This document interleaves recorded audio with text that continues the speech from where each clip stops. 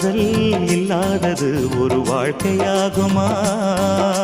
கண்கள் இல்லாமலே ஒரு காட்சி தோன்றுமா? பெண்ணை தொடாதது ஒரு பெருமையாகுமா?